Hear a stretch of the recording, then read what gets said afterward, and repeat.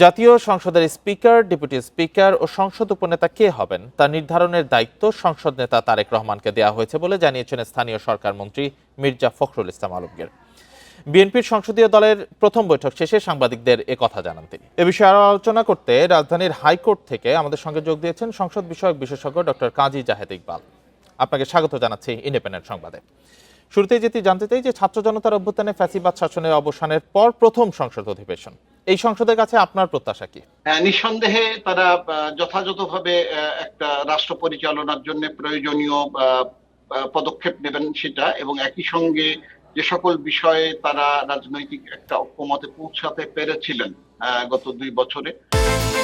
বিকাশ পেমেন্টে 10,000 টাকার বেশি অফার, শপিং চলছে তো।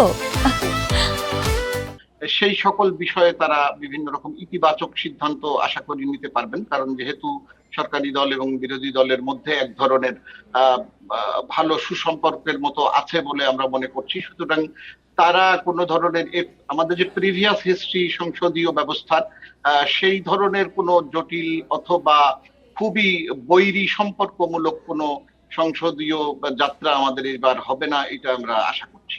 জি, ডক্টর জাহেদ ইকবাল, সংসদের প্রথম অধিবেশনে কাল অনেকগুলো গুরুত্বপূর্ণ বিষয় আলোচনা হবে, যার মধ্যে অন্তর্বর্তী সরকারের সময় জারি করা অধ্যাদেশগুলোও রয়েছে। তো সেসব বিষয়ে কি সিদ্ধান্ত হতে পারে বলে আপনি মনে করেন? দেখেন, যারা ক্ষমতাসীন দল বা যারা এখন সরকার পরিচালনা করছেন, তাদের 2/3 মেজরিটি রয়েছে জাতীয় সংসদে। সুতরাং জাতীয় সংসদে যখন গত 2 বছরের বিভিন্ন অধ্যাদেশ উপস্থাপন করা হবে, তখন নিশ্চয়ই তাদের যে রাজনৈতিক চিন্তা ভাবনা বা তাদের রাজনৈতিক যে আদর্শিক অবস্থান, সেইটার আলোকে তারা এই আপনার অধ্যাদেশগুলো বিবেচনা করবেন, সেটা আমরা ভেবে নিতে পারি। এবং একই সঙ্গে হতে পারে যে তারা সবগুলোই হয়তো পাশ করে দিবেন, অথবা এমন হতে পারে যে এর মধ্যে যাচাই বাছাই করে যেগুলোকে তারা মনে করেন যে এখনই পাশ করা উচিত এবং যেটা তাদের যে এজেন্ডা বা পলিটিক্যাল এজেন্ডা সেটার সাথে সঙ্গতিপূর্ণ সেগুলো রাখবেন, আবার কোনোটা রাখবেন না। সেই ব্যাপারে পূর্ণ এখতিয়ার আসলে জাতীয় সংসদের 2/3 মেজরিটির দল হিসাবে সরকারি দলের আছে। এখন আমাদের দেখার বিষয় হলো যে তারা গত 2 বছর ধরে যে সকল অধ্যাদেশ হয়েছে, সেই সকল অধ্যাদেশের বিষয়ে কতটা যাচাই বাছাইয়ের পরে কতটা আসলে ইতিবাচক বা কতটা নেতিবাচক সিদ্ধান্ত গ্রহণ করেন, এটার জন্য আমাদের আসলে একটু অপেক্ষা করতে হবে। জি, আপনি নিশ্চয়ই জানেন যে জুলাই সনদ বাস্তবায়ন নিয়ে সিদ্ধান্ত না হওয়া পর্যন্ত সংসদের ডেপুটি স্পিকার পদ নেবে না বলে জানিয়েছে জামায়াত ইসলামী। এ নিয়ে কোনো সাংবিধানিক সংকট তৈরির সুযোগ কি রয়েছে কিনা?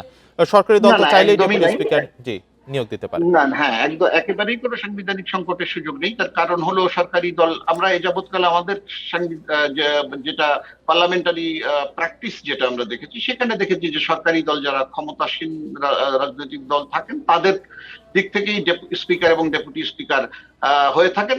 এবার বরং দেখা যাচ্ছে যে কিছু উদারতা দেখিয়ে সরকারি দল বিরোধী দলকে ডেপুটি স্পিকার পদ অফার করেছেন। এখন যদি বিরোধী দল সেটি অফার না করেন, গ্রহণ না করেন, তাহলে আলটিমেটলি সরকারি দলের পক্ষ থেকে স্পিকার ডেপুটি স্পিকার দুটো পদই পূরণ করার ক্ষেত্রে তো কোনো আইনগত মানে অসুবিধা নেই। সুতরাং সেটা করতে পারে। যদি বিরোধী দল ডেপুটি স্পিকার পদ গ্রহণ না করেন, তাহলে সরকারি দলই উভয় পদেই তাদের নিজেদের লোক দিতে পারেন, এটাতে কোনো আইনগত জটিলতা নেই। বরং সেটি আমাদের পার্লামেন্টারি প্রেসিডেন্স এতদিন হয়ে আসছে। এবারই একটা ব্যতিক্রম হওয়ার মতো একটা পরিস্থিতি তৈরি হয়েছিল। আমরা দেখা যাক যে কালকে যখন সংসদ বসবেন অধিবেশন, তখন শেষ পর্যন্ত এই ব্যাপারটা কি দাঁড়ায়। আরেকটি বিষয়, যে কিছু আপত্তি সহ জুলাই সনদে সই করেছিল বিএনপি, সেগুলো বাদ দিয়ে কি সনদ পাশ হতে পারে? নিশ্চয়ই পারে। গতকাল আমরা শুনছিলাম যে তাদের যিনি স্বরাষ্ট্রমন্ত্রী এবং তাদের একজন সিনিয়র পলিটিক্যাল লিডার, তিনি বলছিলেন যে তারা যে বিষয়গুলো, এটা আইনেও আছে, আপনার জুলাই সনদটা যদি আমরা পড়ি দেখবেন যে যে বিষয়গুলোতে যে পলিটিক্যাল পার্টি ডিসেন্টিং দিয়েছেন, সেটা তাদের যে নির্বাচনী ইস্তেহারের মধ্যে যদি এনে সেটা পাশ হয়, সেটার পক্ষে জনগণ রায় দেয়, যেটা দিয়েছে বিএনপির জায়গাটিতে আপনি বলতে পারেন, তাহলে তারা সেটার আলোকে ব্যবস্থা নিতে পারবে। এরকম একটা কথা কিন্তু জুলাই সনদের মধ্যে আছে, আমরা দেখেছি। তো সেইটা বিবেচনায় রেখে বলা যেতে পারে যে যে বিষয়গুলোতে ঐক্যমত ছিল বিএনপির এবং অন্য দলগুলোর, সেই বিষয়ে তারা খুব সঙ্গত কারণে ইতিবাচক থাকবেন, এবং যেগুলো তারা আপনার দ্বিমত করেছিলেন বা যেখানে নোট অফ ডিসেন্ট ছিল, সেইগুলো বিষয়ে নিশ্চয়ই তার নেতৃত্বের পলিটিক্যাল আদর্শ এবং এজেন্ডা যেভাবে আছে হয়তো তারা সেভাবেই সিদ্ধান্ত নেবেন, সেটা সম্ভাবনাই হয়তো বেশি। অনেক ধন্যবাদ ডক্টর কাজী জাহেদ ইকবাল অনেকগুলো বিষয় পরিষ্কার করার জন্য এবং আমাদের সাথে যুক্ত হওয়ার জন্য।